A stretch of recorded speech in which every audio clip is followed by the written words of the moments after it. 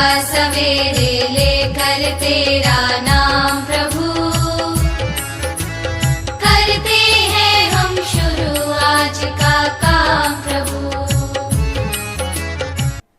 देश मेरा जल रहा है, आग लगी है सीने में, हुक्मरां सब व्यस्त है, खून गरीब का पीने में। तो राम मंदिर या बाबरी का पक्ष नहीं मैं लाई हूँ, घायल भारत चीख रहा है, चीख सुनाने आई हूँ। परम आदरणीय सभापति महोदय, मंचासीन निर्णायक मंडल समिति एवं मेरे प्रिय साथियों, आज मैं अपने प्रतिपक्षी के बात से असहमत होते हुए वक्ता विपक्ष में अपने विचार प्रस्तुत करना चाहूंगी। जी हाँ, मैं मानती हूँ कि भारत भूमि पर प्राचीन काल से ही मानवाधिकारों का अस्तित्व रहा है, परंतु एक कटु सत्य यह भी है कि मानवाधिकारों की आड़ में जाति धर्म के नाम पर वर्ग विशेष का शोषण होता आया है। महोदय, मैं भूतकाल में जीती नहीं और भविष्य मुझे पता नहीं, परंतु वर्तमान काल में मेरे देश की परिस्थितियां कुछ ऐसी हो गई हैं कि मानवाधिकार उल्लंघन का वर्णन करते हुए जीवा दग्ध हो जाती है।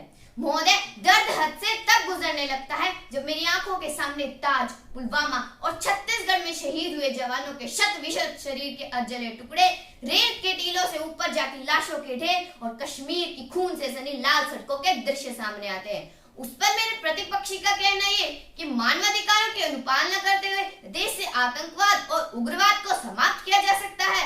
महोदय, अब तो हमारा तिरंगा झंडा भी हमसे यह पूछने लगा है कि क्या बात है भारत, आजकल मैं फहराने से ज्यादा कफन में दफनाने के क्यों काम आ रहा हूँ। महोदय, हृदय तो उस दिन फट गया जब एक बूढ़ी माँ अपने बेटे के चिथड़ों को देखकर बोली कि साहब, आप तो बदले में 1 इंच भी कम नहीं लेते, मैं आधा शरीर कैसे ले लूं। एक शहीद हुए जवान की विधवा की वेदना यह चीख चीख कर कहती है कि प्यार भी भरपूर गया, मांग का सिंदूर गया, नन्हे नन्हे नैन नौनिहालों की लंगोटियां चली गई और आपके लिए तो एक आदमी मरा है साहब, हमारे घर की तो रोटियां ही चली गई। महोदय, किसी भी युद्ध को जीतने के लिए पहल करना सबसे ज्यादा आवश्यक होता है, क्योंकि इतिहास गवाह है पहल करके बड़े बड़े युद्धों के परिणाम बदल दिए गए हैं, परंतु आज मानवाधिकारों के कारण हमारे देश के जवान इस कदर बने हुए हैं कि आज अपनी ड्यूटी पर होते हुए भी वे पहल करने से डरते हैं। वो ये जानते हैं कि चाहे एक उग्रवादी की राइफल से निकलने वाली गोली को तय करना पड़े या ना पड़े कि वो किसी लगेगी, परंतु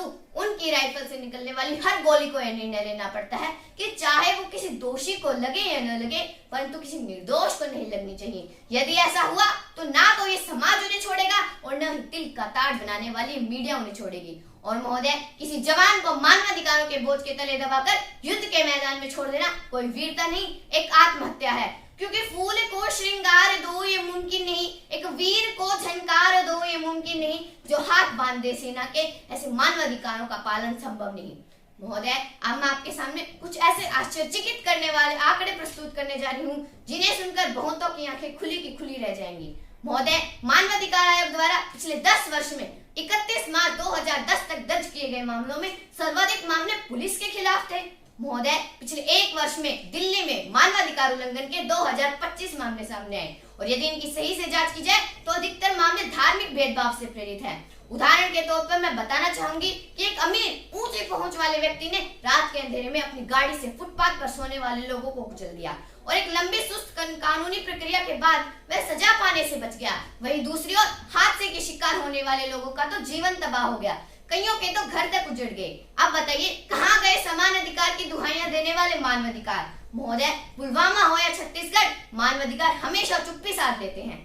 अंत में अपनी वाणी को विराम की ओर ले जाते हुए मैं सिर्फ इतना ही कहना चाहूंगी कि मुझे अफसोस है अपने देश की न्याय प्रक्रिया पर, जहां आज भी रात 12 बजे अजमल कसाब जैसे आतंकी के लिए देश के सर्वोच्च न्यायालय के दरवाजे खोल दिए जाते हैं और ऐसे देश से मानवाधिकारों की अनुपालना करते हुए आतंकवाद और उग्रवाद से कभी नहीं निपटा जा सकता। मानवाधिकारों के नाम की दुहाइयां देने वालों, सीमा पर लड़ा नहीं जाता चरखों से शोलों के आगे, रामायण पढ़ी नहीं जाती सीमा पर गोलों के आगे, इस धरती के घोर कुहासे को एक सूरज ही कर सकता है, क्योंकि एटम बम से रक्षा केवल एटम बम ही कर सकता है। धन्यवाद।